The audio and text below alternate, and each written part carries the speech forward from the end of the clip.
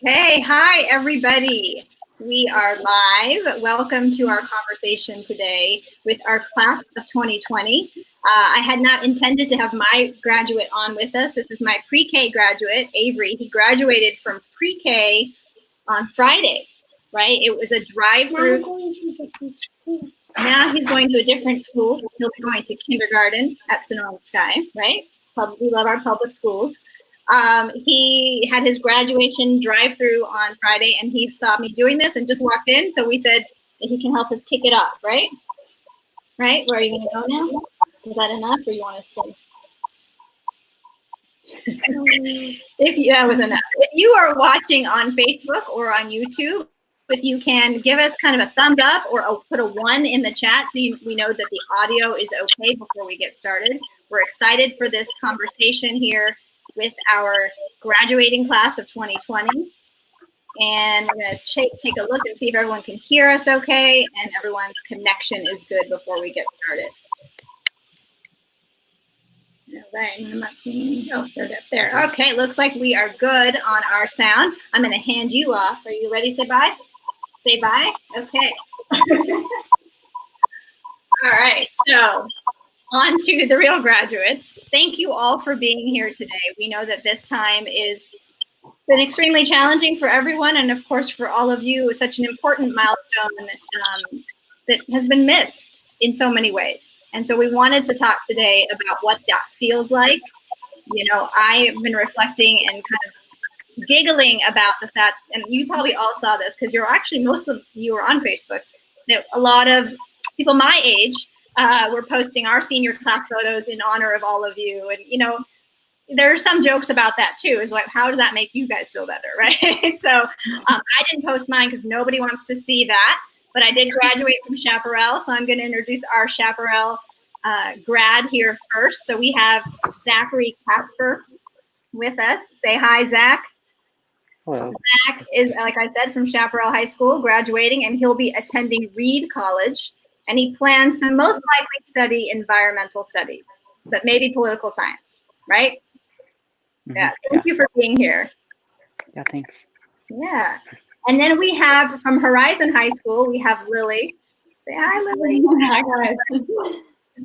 Lily will be heading to the University of Florida to study chemical engineering, something I started to study for about a month and then I changed. But good for you. And she has been involved in so many different things, but also held many positions in student government. So we think she has some pretty interesting perspectives on leadership that we're excited to hear about. So thank you for joining us, Lily, and congratulations. Thank you. Because Horizon is officially done as of Friday, right? You guys are done. Yes. Done. Congratulations. And we have 2 students joining us from BASIS. So we have Amrita. Amrita, say hi. Hi. She's graduating from BASIS, and you are going to ASU Honors College, the Barrett Honors College, correct? Yep. And that is where I went. So before we get to some of our U of A people, go ASU. No fighting here. Okay, right? Yeah. And then we also from BASIS, we have Palami, and she is a senior graduating. She is going to the U of A, right? Also in the honors program there. So congratulations to both of you from BASIS, and we're happy to have you here to join our conversation. And then last but certainly not least, we have the senior class president from Desert Mountain High School. Her name is Tara. Hi, Tara. How are you? I'm good. Hi, everyone. Thank you for joining us. Incredible resume. Also started the chapter of March for Her Lives at her school, is heading to the University of Washington to study political science and Middle Eastern studies. So we're very happy to have you here. So I wanted today to start off with really probably the most obvious question, which is, how does this feel? We've been looking forward to this for more than 4 years. You know, we don't just think about it while we're in high school, but this is such a big milestone in your life. And you've heard so much, the media is talking about it. We're seeing these great commencement programs that you put on virtually. But really, what do you most feel like you're missing out on? And I was reflecting on my graduation. I don't remember everything, but at Chaparral, we used to do this all-nighter. I don't know what it was called and if they still do it, because I'm That was 20 Yeah, years they ago, do. more than 20 years ago. But we would do an all-nighter after graduation. And you looked forward to it for so long. It was such a big event. And so I know you guys are missing out on those things. And so let's start with Lily. What are you feeling right now? Well, first of all, as a senior, it's just kind of overly disappointing to miss out on the events that were supposed to give us our like final high school memories to cherish before moving on. So some of those for me were my varsity lacrosse season was cut short. And like all other sports, is hard to not have that like closing of your senior year, your season, your senior night. So that was hard. And also being a part of student government and the clubs that I was involved in, not seeing the final events like prom or some senior events like the breakfasts had to be adapted into a drive-through. It was interesting to see everything change. And while it was sad, it was nice to see that the community was coming together and helping us to make a positive impact on the last drive-through events that we could have had. Did you feel like the drive-throughs were they emotional to some degree, or how did you feel about them? They were. It was very emotional seeing like some of the teachers that I never had closure with, towards the end of the year. We kind of just said goodbye for spring break, and then we didn't see each other until maybe having a ceremony in July. That would be the time. But yeah, I think the events, because they were drive-through, they weren't as special in the traditional way, but I think that having the new activities that we implemented for the situation that we're in, I think it was a very big success, and I think it showed the unitement of the seniors in the class of 2020 and everyone as a whole.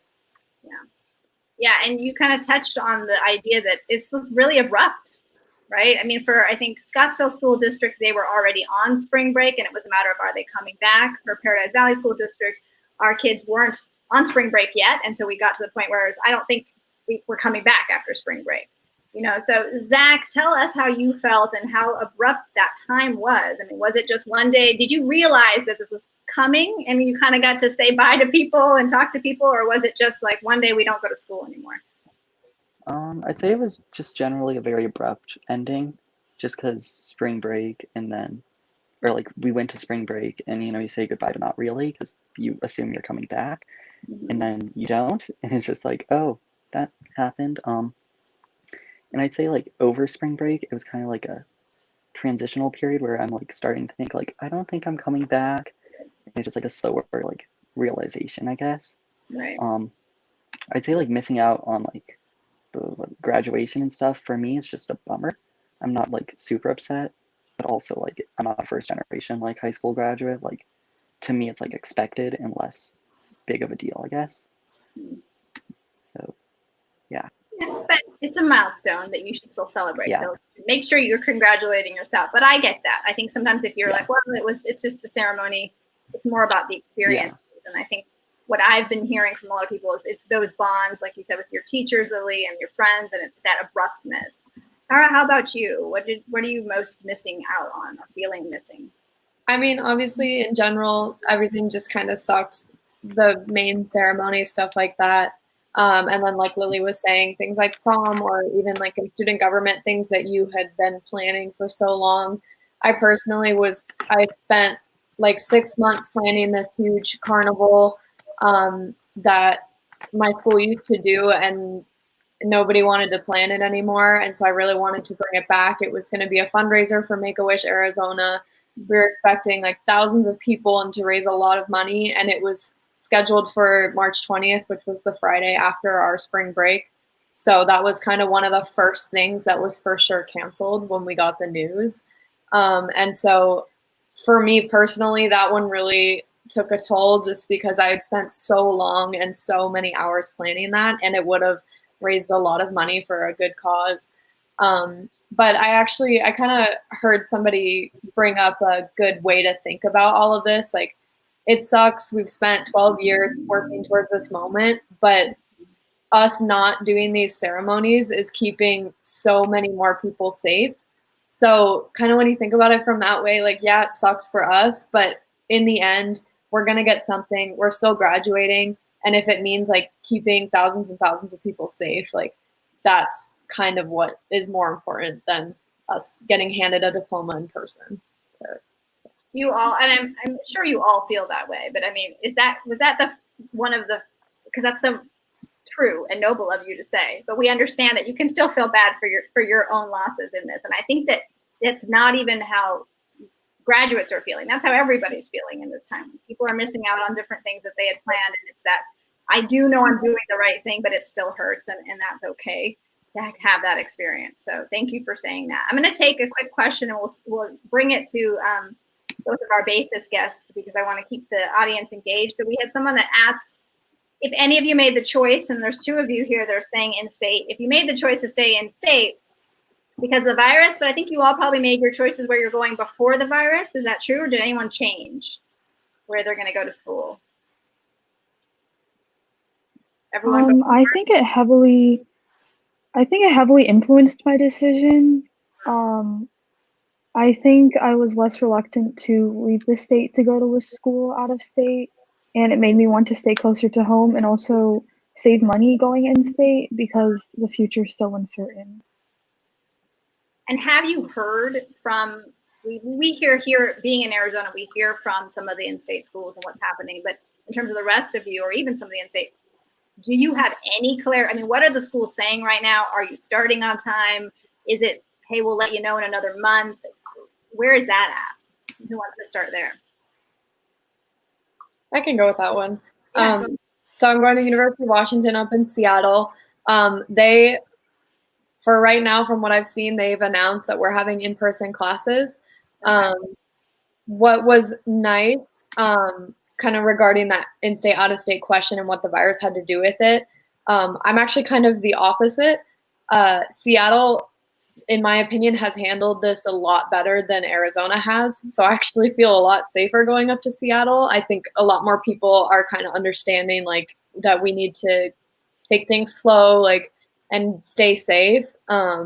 So I think that's probably a big reason why they're able to do in-person classes, but it would for a lot of people. I know like a lot of gap years are going to be taken, and just paying the out-of-state tuition just to have online classes for some people is going to really affect their decisions. But it also depends like where you're going. So if it's a place like Seattle that's handled this really well from the beginning, I think will also heavily influence people's decisions. Yeah. And Amrita, so you made your decision probably in March then. Is that when you decided and kind of gave ASU the go-ahead that you're coming? Is that? Yeah, I would say early April, late March. So all around that same time. And so likely, like Tyra said, that's going to be a lot of virtual classes maybe in the beginning. You know, every school's going to handle it differently. So that gives you the ability to probably stay put is kind of what you're thinking and not having to travel and be out there. Yeah. Does anyone else want to add to that, of that decision, that process, or really what you've heard from your schools about what they're doing? Because I think everyone is very curious. You know, we are all here. You're now leaving Horizon, Chaparral, Desert Mountain, but even all parents here and all students here are saying, how's that going to even look for our schools here? Lily? For me, for Florida, they have announced that they will be doing classes in the fall in person. The start date for those classes was pushed back, I'd say a week or so. But I mean, I guess everything's up in the air, although they have said that we're starting in person. It's just the uncertainty again. We don't know if things get worse, they could be moved online. So fingers crossed right now that they stay in person. Yes. And how about you, Zach? Have you heard anything from Reed College about the plan? So as of now, they said that they're gonna give us more info in end of June, I think. So I'm not really sure. It's still up in the air.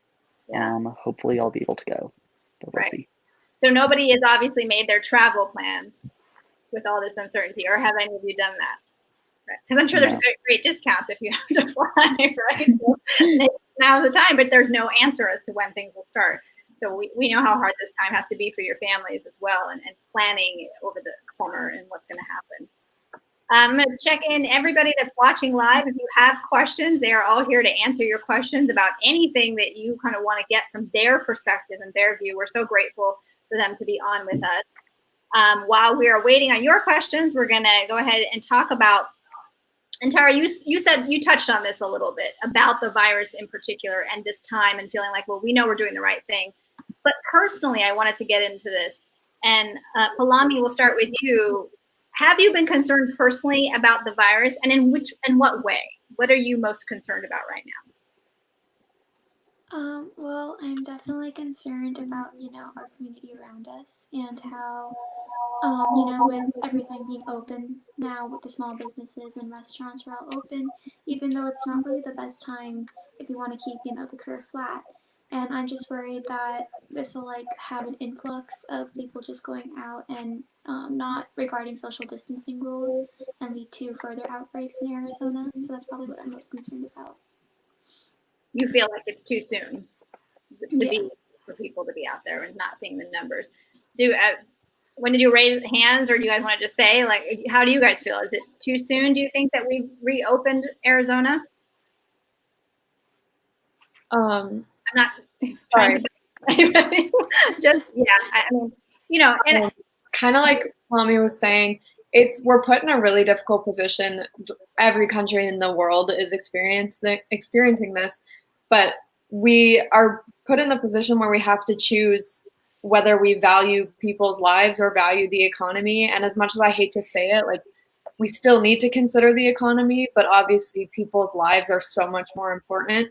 So I do feel like at the rate we're opening up is way too fast, because people are kind of just assuming like, oh, well, that means I can do whatever I want. I can go hang out with big groups of people and I can go dine in.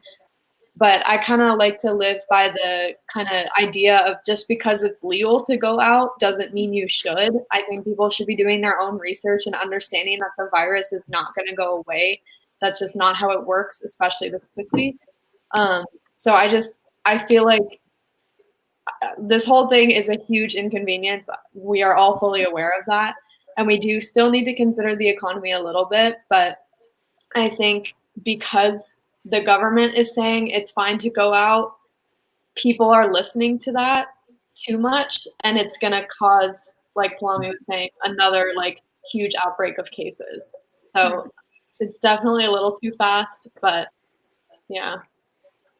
Yeah, and there is some polling, I think it was from Friday, of how do Arizonans feel. And just because our leadership says it's safe to go out doesn't mean people are going to go out. And that's kind of what we're seeing. So I think some businesses are saying economically it doesn't make sense to fully reopen because there's not the same audience and crowd coming to us. Some people are opening, some aren't, some are choosing that, and everybody's taking their stance on this. And I don't think you need to feel bad about saying we should care about the economy. We should, but what I always say is that if you're not healthy, if your neighbors aren't healthy, if your community's not healthy, then there is no way to have a healthy economy. That's the crux of it. Because if we can address this quickly, in the sense that we're staying home and we're flattening the curve faster and we're getting those numbers down faster, then this isn't going to be as long a term problem for our economy as well, right? The kind of, you have to treat one to get to the other, to take a medical stance. So very well said. Does anyone else want to add to that, kind of how you're feeling about the reopening right now, or what you're most concerned about with the virus or afraid of?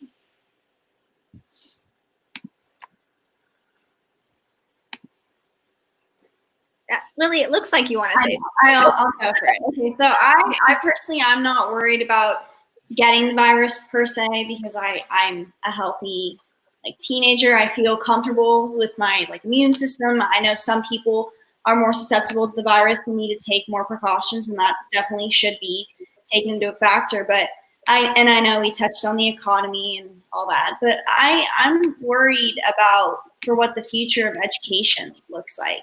I've heard some rumors per se of the what next year's school system is going to look like for elementary and high school and even college. It's just the uncertainty again coming back, and it's worrisome to not know what everything will look like. Are those rumors you're hearing more digital heavy? Yes, they're digital heavy. They're alternating days, but I've heard some people are considering going online again for another school year. It's crazy, all the different things that have been coming out from this. Right. And it's a valid concern because there's so much educational research that talks about the social interaction piece of education, particularly in K through 12, is so important. It's such a big part of the actual learning piece. So that's a very good point. I'm going to look at some questions that we have.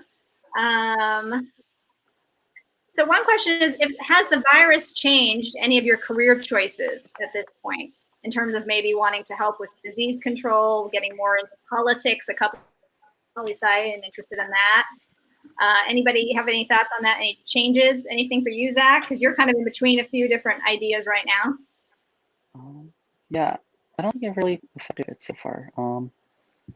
Feel like it probably should, but yeah, I don't have much of an answer. Okay, yeah. No, that's fair. Amrita or Palami, you have something? Yeah, well, I've been really interested in public health for a while now, and I think with the outbreak, it's only strengthened that, commitment to public health. And I mean, previously, my parents were a little bit, unsure about this field and if it would, reap enough rewards. But I think it's kind of shown everyone how important, public health specialists and healthcare workers really are. So, yeah. We definitely have a gap in public health in terms of public health policy, and we've seen that. We have great minds at our universities creating great policy research, and obviously that needs to trickle up and make sure that it's put in place with policy. So it is a very valid field, so that is good to hear. We have another question. Has this affected any of you financially in terms of summer jobs, things that you were planning to do to save up for college, to help pay for college?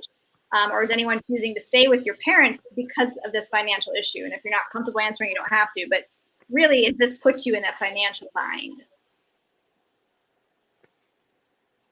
Thankfully, my family was not affected financially. My parents both have their income that has been coming in. So that has been that's been a relief for me and my family. So no, to that question. I do have a summer job. I work at a self-serve yogurt store.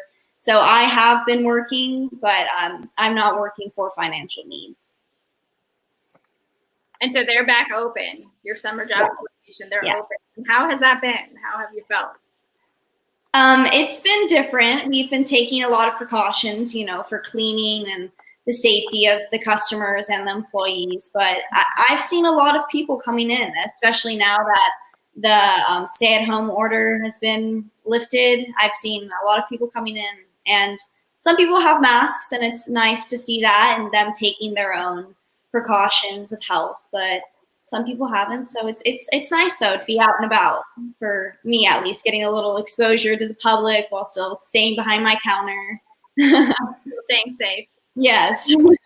Anyone else had a summer job planned or have one that you're doing now? No? So nothing was planned that you feel like you missed out on from this. Amrita, you mentioned, thinking that you'd go to ASU also to save money. Is that something that, was a very big part of your decision because of the uncertainty of the economy or because of the current situation? Yeah, I think it was a combination of both. To me, it seemed like a risk to go out of state, especially when I wasn't really sure about what I wanted to major in and what I wanted my future career to be. And yeah, I just thought that going in state would be the best fit for me. Yeah. Taking that little bit more, if you're not sure, why go spend all that money, that kind of thing, without knowing where it's going. Makes sense. Exactly. So I heard, and I think it was Oprah that called you guys the pandemic class. How do you feel about that? I mean, this is your future going forward. You're having that, we tend to label things in our country and to kind of bring that what happened in history in that moment. But how does that make you feel? Tara, you want to start with that one? Did you say me? Yes. Oh, sorry. I remember learning in one of my classes about like generational effects, which is, it's like our parents, it was the Cold War and 9/11 and stuff like that kind of changed the way that they live on a daily basis. And so, I mean, as everybody's saying, like, we're living in this piece of history that will be written in textbooks in 10 years. And this will forever like change the way that we live our lives.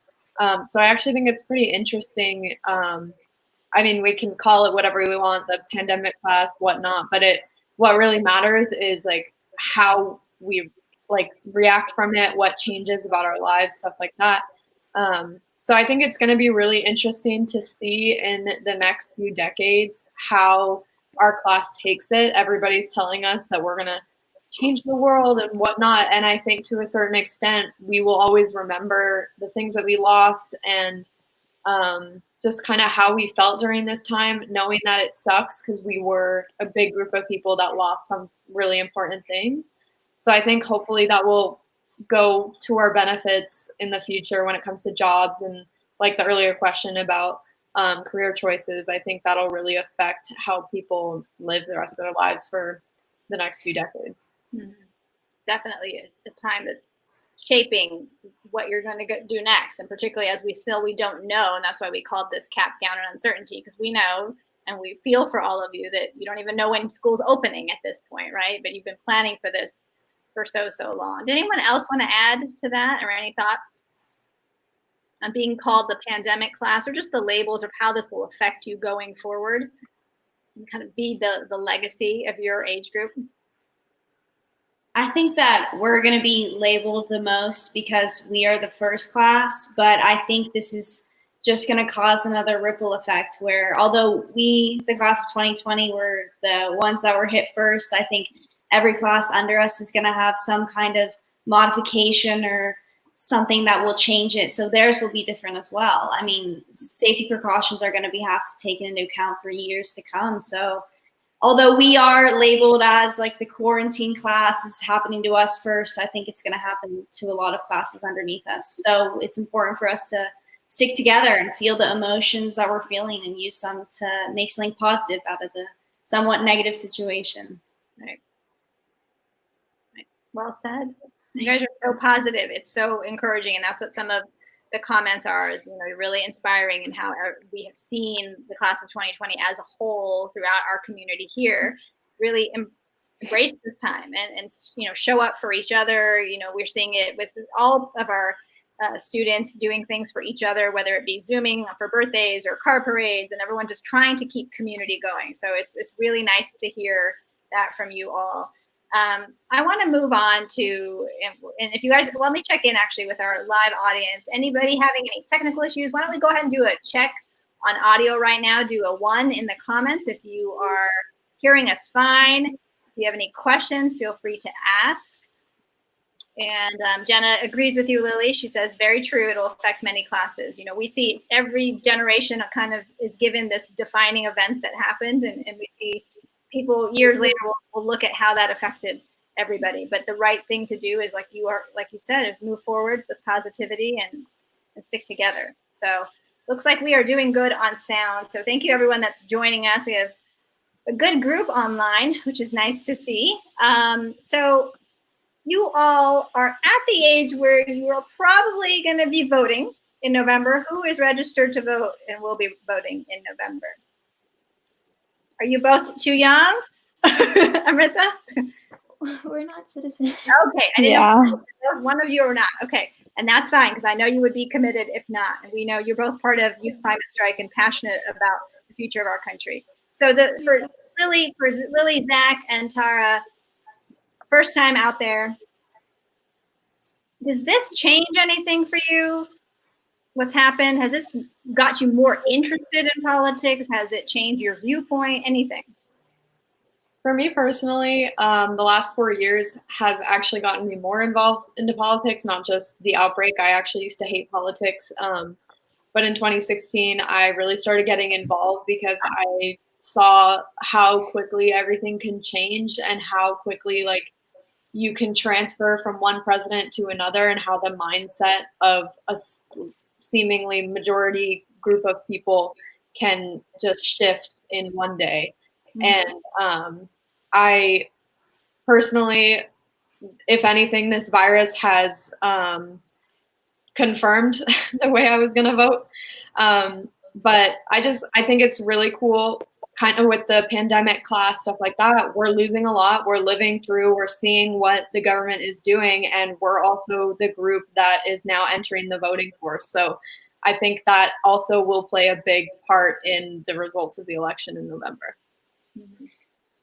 And to follow up on that before we go away from you, since you said you've been involved or getting more engaged the last 4 years, the question always comes up, and I know that probably everyone that's watching online wants to know from your mouth and from all of yours, how do we keep these new voters, the young people, engaged so that that turnout does happen? What is your perspective on that? And I'm sure you've been asked this a lot. I think so. In 2016, with the voting, we just saw a big group of people who didn't vote, and we lived through 4 years. We saw what happened because of it, and so I think, hopefully, crossing my fingers, that we don't make that mistake again, and people register to vote. We are seeing how this is all being handled. It's just really important that we remember what happened 4 years ago, and we remember that the choice is up to us. And so it's important that we vote. And I believe the bill to do ballots by mail was passed the other day. So hopefully it'll be easier for people, especially people who don't want to go out with this virus going around and vote in person, if that's dangerous to them. So I really hope people just register and we don't make the mistake of having such a big group of people who just didn't vote this year. Yeah. And I think you're referring to the bill out of the House that passed. Is that the bill you're referring to? Okay. So that passed the House, and that is to give more funding, just to clarify for anyone watching, just to give more funding to support states with online voting and not online, mail voting and online registration, to make registration easier so there's not has to be any in person. That hasn't gone to the Senate yet and doesn't look favorable for both sides to come together on. But here in Arizona, we do already have the mail ballot option. People just have to sign up for it. So how many of you are signed up for the mail ballot already, or know that you are, the 3 of you? Yeah, great. And so that is the permanent early voter list, and that means you will always get your ballot in the mail, or you can just pick it for each election, but I say just do it for all elections. And the good thing here is that about 80% of voters that do turn out in Maricopa County already are on that, but we can increase it to ensure that we don't need to have the polling location. So we're all pressing to make Arizona make that move to just send everybody that's registered a ballot. So we'll see if that happens. But thank you for that. Lily or Zach, if you want to kind of touch on, has this changed your outlook on things and in terms of voting, but also what would you tell somebody that's saying, okay, how do I keep young people engaged? So who wants to start? Lily, go ahead. All right, I'll go. Okay, so I don't think a lot of my views have changed because of what has been happening. I think I've become more aware of certain things that have been occurring and certain issues that are present in our nation today.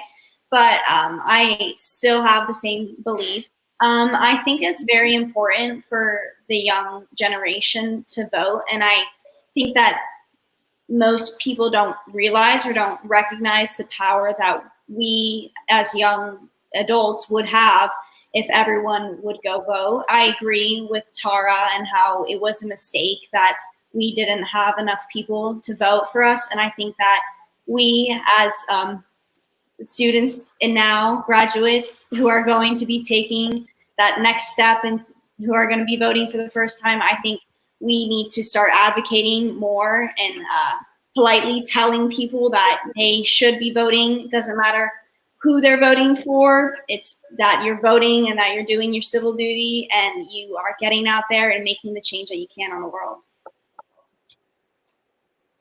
Very well said. Zach, do you want to add anything about how you feel or how your friends connected to make sure right? It's upon all of us.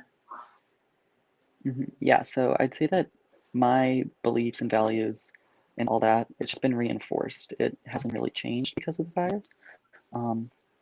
I'd say, yeah, we definitely need young people out there voting because voter apathy is dangerous and not good. And I think in like a true democratic society, we would have every single person voting, I guess. Yeah. So if you had to say, there was one platform or one way that would be the best way to contact you, Zach, what would that be in terms of saying this is who you need to vote for, or did you vote, or any kind of voter engagement contact someone wants to? What would was that be? Sorry, can you What, repeat what, it? yeah, can you hear me okay? What platform? Yeah. So, are you somebody that when you get texts from I don't know if you're getting any from candidates or campaigns, is that something you're going to respond to, or is it some other social media platform? Where would you say you the most influenced?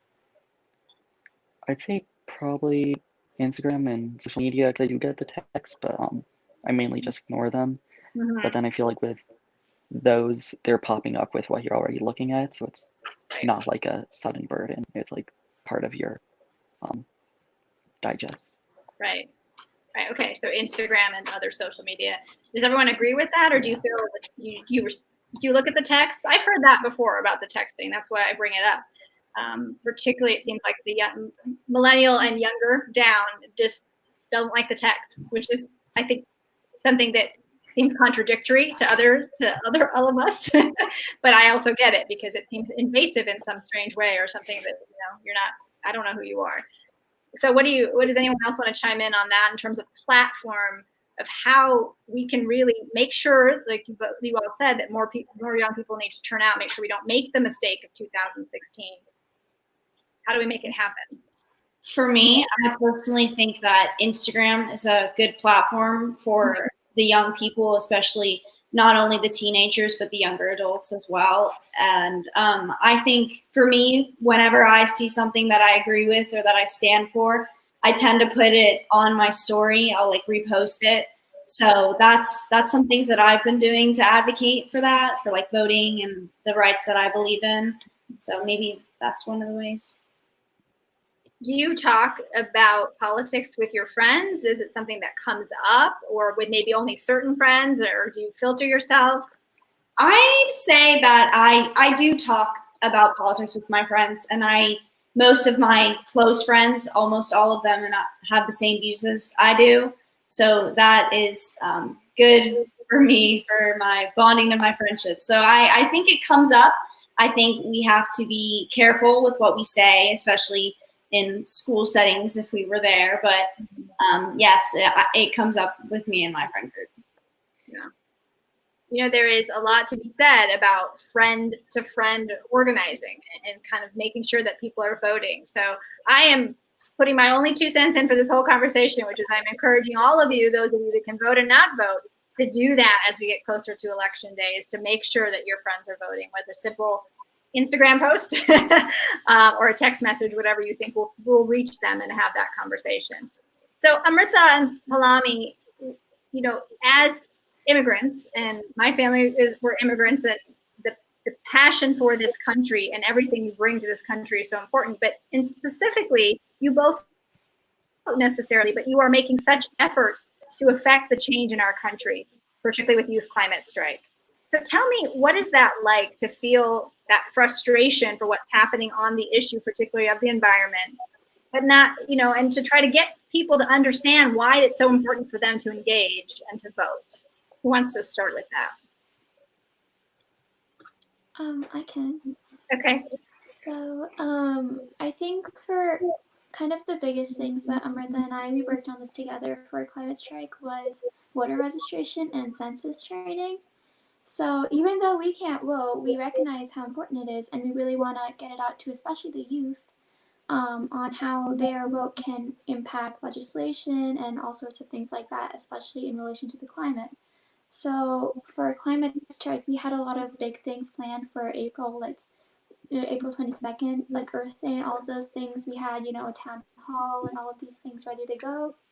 And obviously we had to cancel them. And that kind of frustration comes in not only just because we can't vote and impact legislation in those ways, but also because all of our planning kind of has gone down the drain in that aspect. So I think that our perspective lets us kind of value, the right of voting and all of those things even more. Yeah. I always suspect it gives you the feeling of this is voting is a right and a privilege in this country, and too many people don't take that as serious as they should. And so I'm sure that perspective is so frustrating for both of you. Amrita, what would you add to that? What are your feelings? Yeah, I think a lot of people think it's ironic that I help register voters when I can't vote myself, but it does feel like I do value voting a lot and I want to spread that information to my peers.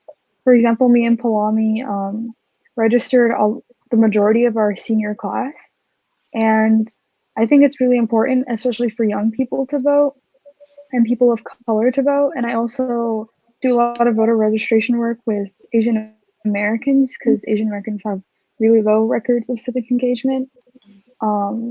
So yeah, I think it's important for my communities to vote. Yeah, and that's really incredible because I think that's about 80 seniors that you guys probably close to that you registered, which is Yeah, and it was kind of surprising. Yeah. It was surprising to see, even though that they were, politically aware that they weren't registered already, even though they could have been. So, right. Yeah. And that is why we need automatic voter registration. Again, I won't say more. Okay.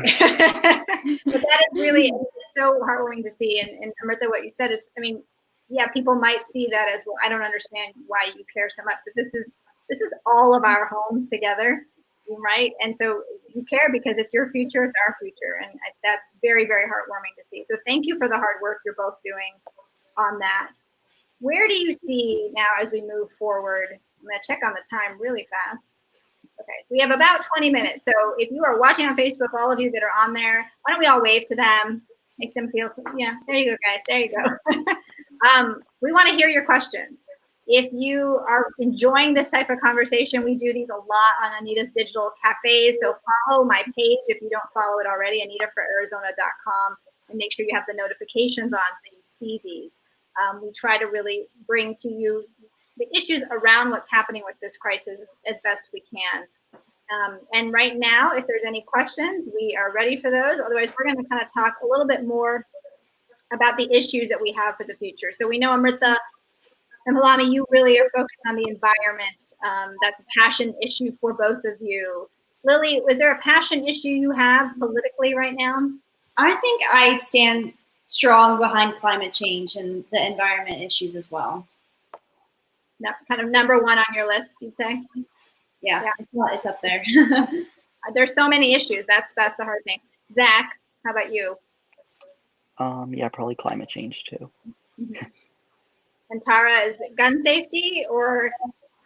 Yes, for the most part, gun safety, gun violence prevention is kind of the technical term that March for Our Lives likes to call it. And then kind of globally, I'm very passionate about human rights. And I mean, especially in this country, women's rights, just equality in general, marriage equality, just kind of making sure everybody has the same opportunities that and gun safety is my main thing. Yeah, and say the last thing again. The gun safety and then just equal opportunity is my main. All right. And March for Our Lives, is there anything with the summer that people can get engaged in, particularly that you guys are doing?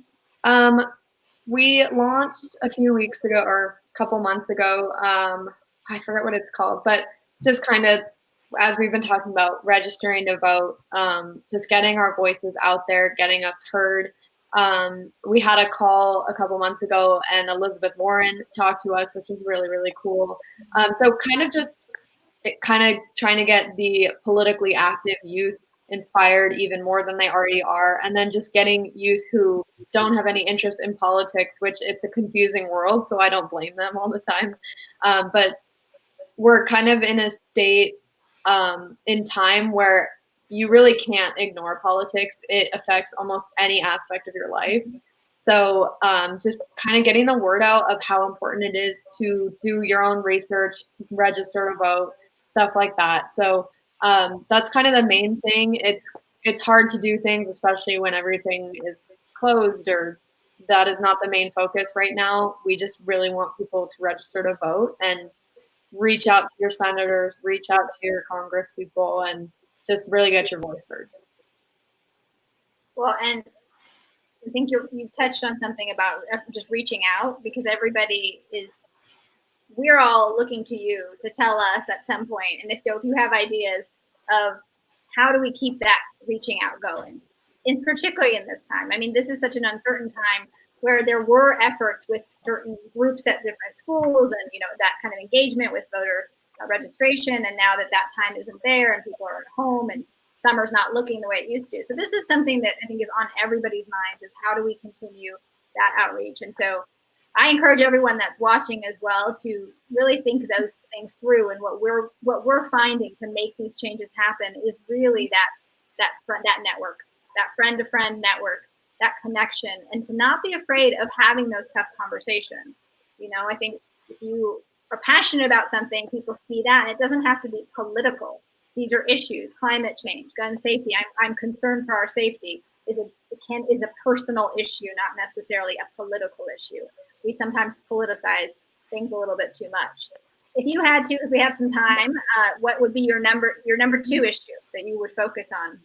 Particularly those of you that are going to go poli-sci. What are you really passionate about?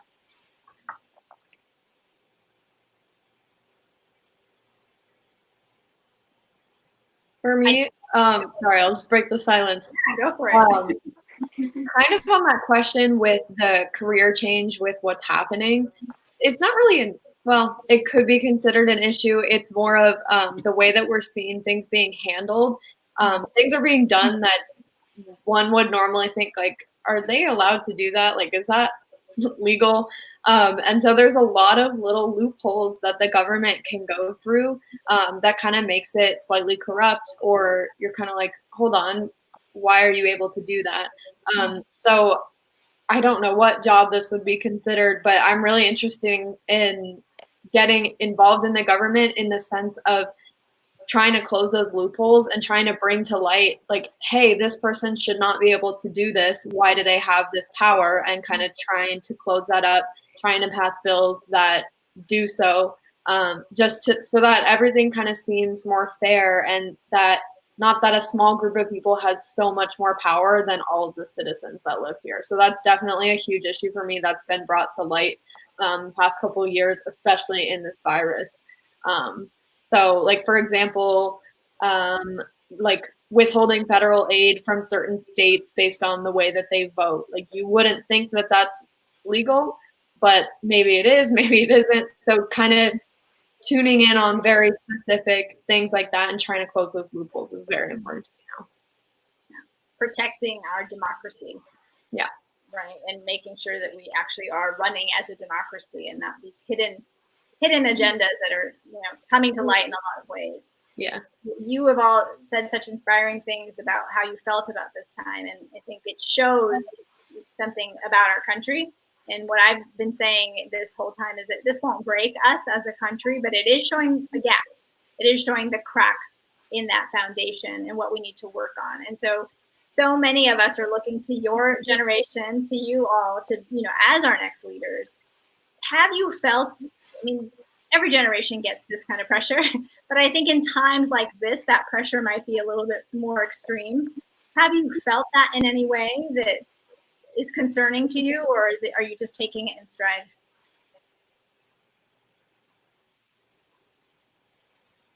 Lily? I don't feel any pressure necessarily.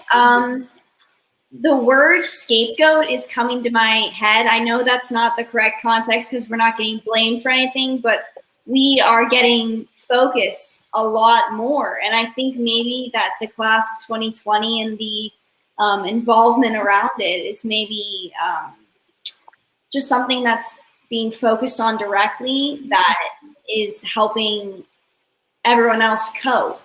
Yes. If that makes sense? Okay. I think we are unifying around your milestone and your accomplishments. And, there's good and there's bad to that probably for you all. We saw the commencement speeches. Did any of you watch some of those programs or Obama's commencement? Yeah. How did that make you feel? I mean, did it feel like it was for you or just for all of us? I think he made a lot of valid points that I feel like the country as a whole wasn't really addressing.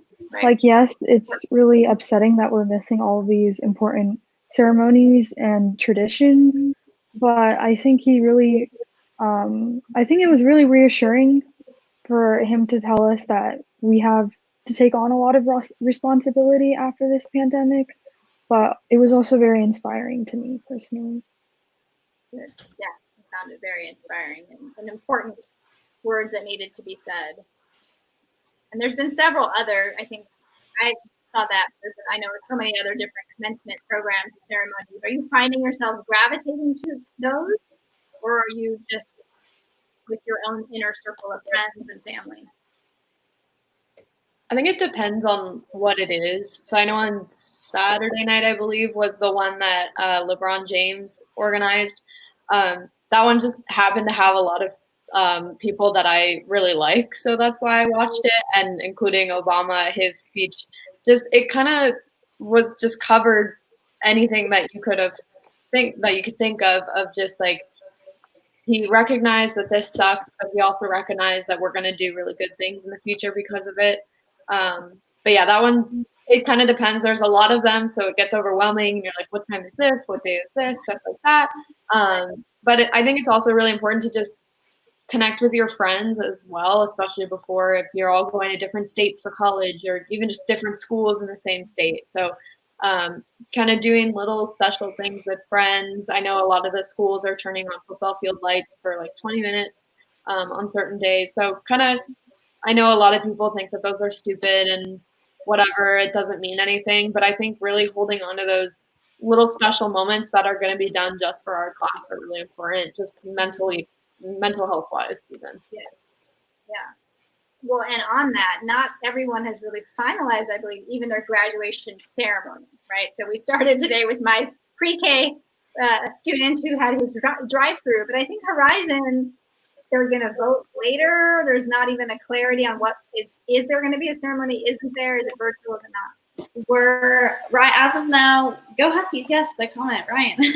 But for right now, we have heard that we are going to have a ceremony. We don't know when it will be specifically, but it'll be later in the summer, later in the months. Hopefully, once most of this is blown over and it'll be safe again to do a nice celebration.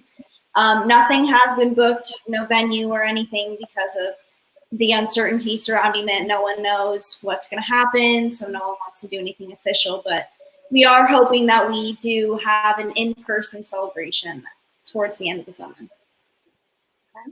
What about chaparral, Zach? What is the plan? Do you know, or is there a plan? So I think we're doing a virtual graduation and then a real one later on. Okay. And then I know we're doing like a drive-by to pick up our diplomas. I'm not exactly sure other than that. When is yeah. your drive-by? What was that? When is your drive-by? Sorry. Can you hear me? It's next Friday. Yeah. Okay. Oh, okay. So it's a week from Friday. Yeah, we'll be thinking of you. Congratulations. Thanks. And Tara, you still have an AP test tomorrow, so we thank you for doing this because we know you probably are like, oh, I have an AP test tomorrow. But what is the plan for Desert Mountain? Desert Mountain, we're in the same district as Chaparral, so same thing. We have a virtual graduation on Thursday. So anybody speaking, stuff like that, we've recorded early and it's being edited together by our film teacher. And then like Chaparral, we have a little senior send-off where we decorate our cars, pick up diplomas, drop off textbooks on this Friday, so the day after graduation. And then we're picking up the rest of our tassels and stuff tomorrow, I believe. It'll be good. It'll be good. And then basis, you guys actually do your senior year so different because you have that project at the end and you're not even in class. So you haven't seen your classmates for a while, and that wasn't the expectation. But what is normally the graduation like, and what have they said that they'll be doing, or what is the plan? So, I think they've set graduation for July 31st. And it's kind of this thing where, so like I'm on the senior committee with Amrita, and we do a lot of like planning for senior events and things like that, and where the money is funneled to for graduation. And we were like, so what happens if we like, buy all of these things for graduation and for all the money and it doesn't happen? They're like, no, it'll happen. Like it's kind of this denial of anything bad that could happen Right. between now and July 31st. So we're hoping, we can't predict anything, but we're hoping it works out by then. Have it by then. Yeah. We can all wait a little bit, as you've all said, to keep everybody safe. So we're so glad you're all here. I'm going to see if there's any last questions from our audience. And we're getting, just everybody is so impressed with all of you and how inspiring you are. Are there any questions? We'll give you guys a minute because we are about 5 minutes out to how long we're going to go. And then we just want to talk while we're waiting if there's questions of really what you want to leave us with. So I'm going to go around. We'll just talk about your closing thoughts. And we lost Zach for here for a second, but I'm sure he'll come back. So we'll start, Amrita, with you. What is anything you want to leave us with about this time? Well, I know it's a really difficult time for all of us.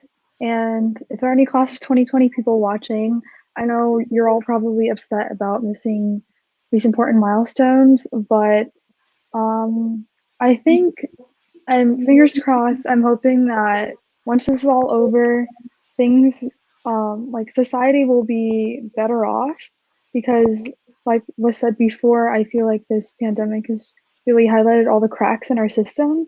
And I think it's up to us and other people younger than us and older than us to fix these cracks. So, yeah. Very well said. It's up to us together, right? We all have to work together in something that we sometimes want to stay in our groups and say it's their fault or their fault or their fault. But we really do have to work together in this country. Thank you, Amrita. Thank you for being with us. We really appreciate it. And for all the hard work you do on Climate Strike and everything to move our country forward. Thank you. Yeah. Tara, why don't you go next? What are your closing thoughts for everybody that's watching? I mean, obviously, the main things: register to vote, stay safe, stay inside if you can, don't dine in. Yeah, I would just say we really just like Martha, like we really need to take this seriously. I know if we're not experiencing the effects personally, I mean, everybody is to a certain extent, but if we don't have the virus personally, we don't know what it feels like. We're all going to be affected in some way. So it's really important that we stay together as a community because things like this really can just shatter a group so quickly. And it's important that we don't turn on each other and we all try to stick together and fight this thing that none of us want. Nobody wants this to be happening. So stay positive as much as you can. I know it can get really hard at sometimes, but that's just the most important thing. And vote. Vote, vote, vote. And yes, none of us are enjoying this. That's a very good point that we all need to remember that, be kind to each other because we're truly, again, it's going to always come down to we're in this together. We are. So, Zach, you're back. We thought we lost you for a second. Yeah, sorry. No, you're good. So, closing thoughts, Zach. What do you want to leave the audience with today? So yeah, I think pretty much the same as them. I do think this has illustrated a lot of the flaws in our system, and I'm hoping that it's going to become a catalyst of change. But overall, I'm just hoping that this is going to make everyone a little more empathetic and understanding and caring for each other. Yeah. Having empathy for our neighbors, truly. And we have a saying around here that our neighbors in a pandemic, in a global pandemic, are really everybody, right? We have to all be there for each other. So thank you, Zach, and congratulations. And I'm a little bit biased because you go to Chaparral, so yeah. Thank you. I was teaching my kids the chant for how to spell Chaparral this morning, so I still remember it. Do you know it? No. I'm just dating myself. Okay, and I'm not cool, so let's just move on. I'm not going to do it. Don't ask me to do the chant. Thank you for being here. Halami, what are your thoughts and kind of closing thoughts for the audience? I think ultimately this time is kind of optimal for finding a balance between positivity and proactivity. So I think it's important to acknowledge everything that's happening in the world while also remaining positive and remaining communicative with your friends, your family, and everyone else, having empathy and kindness, as well as focusing on yourself and how you can better your community, how to be proactive, and not just kind of, fall off the grid because there isn't as many people holding you accountable. That's a really good point about staying engaged and staying proactive, because it's easy in this time, and across every age group, all of us, to say, okay, I can just go within and I don't have to do anything because this is a weird time. But this is actually the time to need everybody more. So thank you so much for joining us. Congratulations on everything, and thank you for all the hard work you do as well to get everybody registered and to work with Youth Climate Strike. We're so grateful. Thank you. And finally, Lily, what are your thoughts? There's so much to say, right? I think we've had a really good discussion today. I think that we touched on a lot of points that needed to be brought up, especially with the safety and the voting. And I think everything should be taken into account. But for me personally, although I've been disappointed to miss out on some of the events and some traditions, I've been focusing on keeping a positive attitude and focusing on the parts of life that I can control. And so I know we've already talked about how important it is to stay positive, and it sounds kind of sappy, but I think it truly is what's going to help bring us together and take us out of this mess. I think it's important to think of the concrete things in your life that you can control and you can adapt, and use that to motivate you to work to make sure you're doing what you can for your community and to help the others around you during this time. It's definitely not sappy, and it's very important. So thank you for sharing it with us, because it is about gratitude and bringing everybody to work on these things united in a united form. So you guys are so amazing and so inspiring, and I'm just blown away. And I know our audience is. We're getting so many comments about how I think it gives people calm to know that you're our future. So thank you for that. But no pressure also. We're not putting the pressure on you. We're just here to celebrate you and appreciate you for all you do. And please know that this is a two-way street, right? We want to help as much as you can. I know that Amrita and Pulemi, I know your Climate Strike group so well. It's always, hey, you're all grateful that the youth are fighting for climate change, but we need to do it together. It's not one generation's issue, all of these issues. So thank you. Stay safe, all of you. Enjoy the ceremonies that you do have now virtually. Drive through the ones that are later. We're thinking about you. We're excited for you. We want to keep in touch and hear how everything goes as you move on to your next chapter. So thank you so much. Thank you. Thank you. Thank you. Thank you.